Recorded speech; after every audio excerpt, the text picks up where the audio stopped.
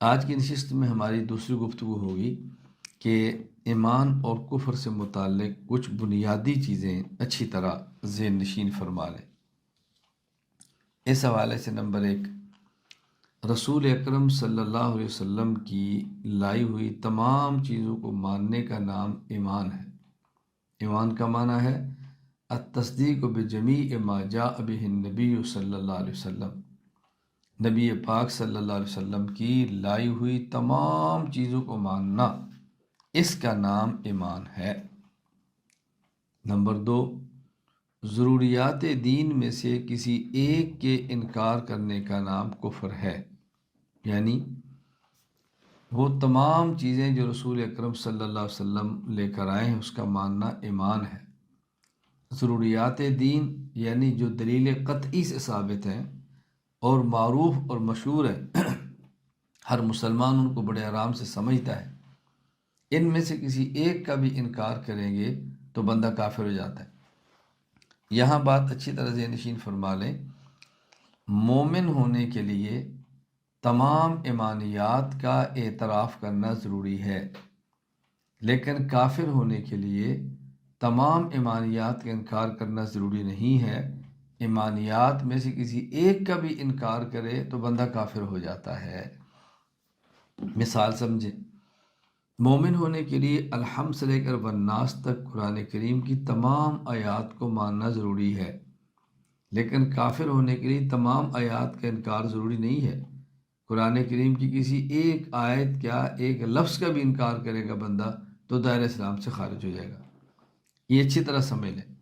تو یہ غلطی کبھی نہ کرنا کہ فلاں بندہ کا ایک عقیدہ ٹھیک نہیں باقی تو ٹھیک ہے نا، اس کے اس غلط فہمی کے اندر کبھی مبتلا نہیں ہونا۔ بعض لوگوں کو غلط فہمی ہوتی ہے کہ ہمارے متکلمین الفقہاء نے لکھا ہے کہ اگر کوئی شخص ایسی بات کہہ دے کہ جس کے 100 مطلب ہوں، اس میں 99 مطلب کفر کے ہوں اور ایک مطلب ایمان کا ہو تو اس کو مومن سمجھا جائے گا۔ تو آپ کیسے کہتے ہیں کہ ایک چیز کے انکار سے بندہ کافر ہوتا ہے؟ یہ بات اچھی طرح سمجھ لیں، میں نے اصول عقائد پر اس پر تفصیل سے بات کی۔ خلاصہ کیا ہے کہ جس میں 99 احتمال تو کفر کے تھے اور ایک احتمال ایمان کا تھا، اس میں ہم غالب گمان یہی رکھیں گے کہ اس کی مراد وہی احتمال ہے جو ایمان والا ہے، کفر والا نہیں ہے۔ لیکن اگر وہ خود وضاحت کرتے کہ نہیں میری مراد یہ نہیں تھی تو پھر بات اور ہے۔ تو بات اچھی طرح اس کو سمجھ لیں تاکہ الجھن نہ ہو۔ نمبر 3، ایمان میں کمی بیشی نہیں ہوتی، البتہ ایمان کی کیفیت میں کمی بیشی ہوتی رہتی ہے۔ اس کا مطلب یہ ہے کہ ایمان نہ کم ہوتا ہے نہ بڑھتا ہے، ایمان کی کیفیت کبھی اوپر کبھی نیچے آتی رہتی ہے۔ اچھے ماحول میں ہے تو کیفیت اوپر جائے گی، ماحول اچھا نہیں ہے تو کیفیت نیچے آئے گی، لیکن خود ایمان نہ کم ہوتا ہے نہ بڑھتا ہے۔ میں اس کو سمجھانے کے لیے کہتا ہوں، ایک ہے ایمان کی کمیت، مقدار، ایمانیات، ایمان کی بنیادیں ایک، اور ایک ہے ایمان کی کیفیت، حالت۔ تو ایمان کی جو کمیت ہے، مقدار، ایمانیات، وہ نہ کم ہوتی ہیں نہ زیادہ ہوتی ہیں۔ مثال کے طور پہ اگر الحمد سے لے کے والناس تک پورے قرآن کو ماننا ضروری ہے تو نہ ہم ایک آیت کو کم کر سکتے ہیں نہ ایک آیت کو بڑھا سکتے ہیں۔ یہ معنی ہے کہ نہ ایمان کم ہو سکتا ہے نہ ایمان زیادہ ہوتا ہے، یعنی ایمانیات میں نہ کمی ہے اور نہ ہی زیادتی ہے۔ ہاں لیکن اگر بازار میں ہے تو کیفیت اور ہے، مسجد میں ہے کیفیت اور ہے، کسی عالم اور صالح کی مجلس میں ہے کیفیت اور ہے، اگر کسی گندے کی صحبت میں ہے تو کیفیت اور ہے، یہ بات الگ ہے۔ لیکن ایمان کی کیفیت میں کمی بیشی ہوگی، خود ایمان کے اندر کمی بیشی نہیں ہوگی۔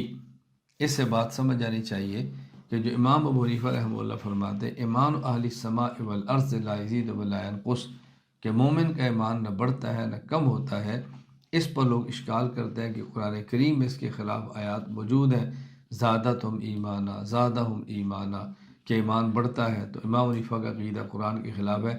قطعاً نہیں۔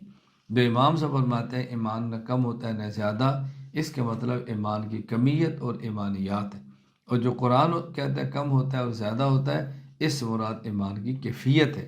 امام ابو حنیفہ کا عقیدہ اور قرآن کے خلاف ہو، ایسا ممکن نہیں ہے، ایسا ممکن نہیں ہے، ایسا ممکن ہی نہیں ہے۔ ہم نے سوچ سمجھ کر امام اعظم ابو حنیفہ رحمہ اللہ کی تقلید کی ہے۔